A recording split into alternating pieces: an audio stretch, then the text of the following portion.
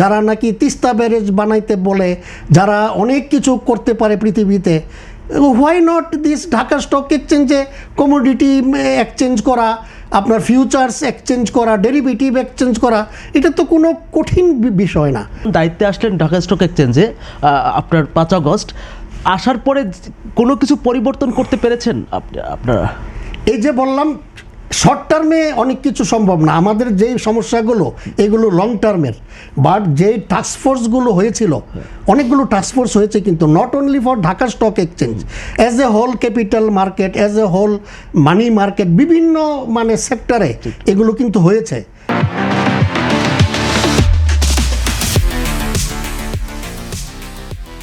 তো আমি নিশ্চিত আমাদের বর্তমান দেশপ্রেমিক সরকার যদি চান, এই সমস্ত টাস্কফোর্সের যে রিকমেন্ডেশনগুলো আছে এগুলো নিয়ে যদি যারা এখন বসছেন বিভিন্ন দায়িত্বে, এখনও অনেকগুলো চেয়ার খালি, এখনও অনেক জায়গায় অনেকেই করতে পারেন নাই, বাট যারা বসবেন তাদের মধ্যে যদি সেই দেশপ্রেম থাকে, সেই মেধা থাকে, আসলে মেধার চেয়ে বেশি বড় হলো দেশপ্রেম।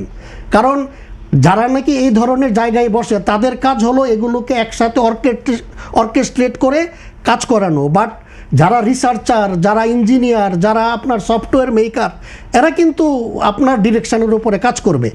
তো আমি যেটা বলছিলাম, শেনজেন 6th লার্জেস্ট আপনার স্টক এক্সচেঞ্জ, তো ওদের সাথে যদি আমাদের ওইরকম পলিটিক্যাল আন্ডারস্ট্যান্ডিং, পলিটিক্যাল অ্যাফিলিয়েশন থাকে, যারা নাকি তিস্তা ব্যারেজ বানাইতে বলে, যারা অনেক কিছু করতে পারে পৃথিবীতে, why not this Dhaka stock এক্সচেঞ্জে কমোডিটি এক্সচেঞ্জ করা, আপনার ফিউচার্স এক্সচেঞ্জ করা, ডেরিভেটিভ এক্সচেঞ্জ করা, এটা তো কোনো কঠিন বিষয় না।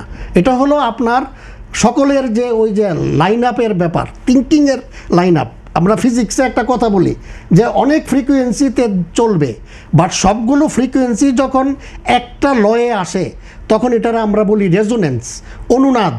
তখনই আপনার একেবারে হয়, সব কিছু যখন মিলে একসাথে হয় তখন আপনার এটারে আমরা বলি ফিউশনও বলি অনেক সময়, অনুনাদ, রিজোনেন্স।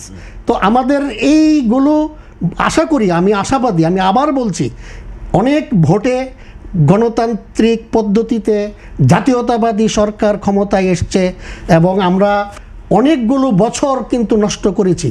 এখন কিন্তু সময় এসছে যে ভেদাভেদ ভুলে সকলে মিলে দেশকে এগিয়ে নিয়ে যাওয়া। আর আরেকটা জিনিস আছে, আরেকটা হলো যে আপনার এই যে স্টক মার্কেট বলেন, ক্যাপিটাল মার্কেট বলেন, ব্যাংকিং কার্যক্রম বলেন, এগুলোর জন্য কিন্তু টেকনোলজি সব জায়গায় ঢুকছে।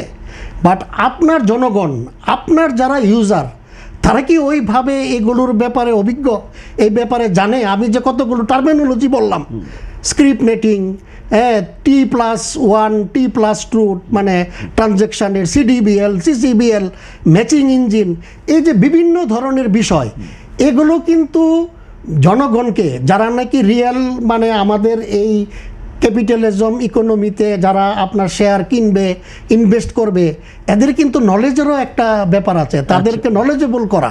এবং এই দায়িত্ব কিন্তু বিসেকের একটা বিধিমালা আছে, বিসেকের দায়িত্ব, যে তাদের তো একটা প্রতিষ্ঠানও আছে, এই যে এটা হলো Bangladesh academy for securities market.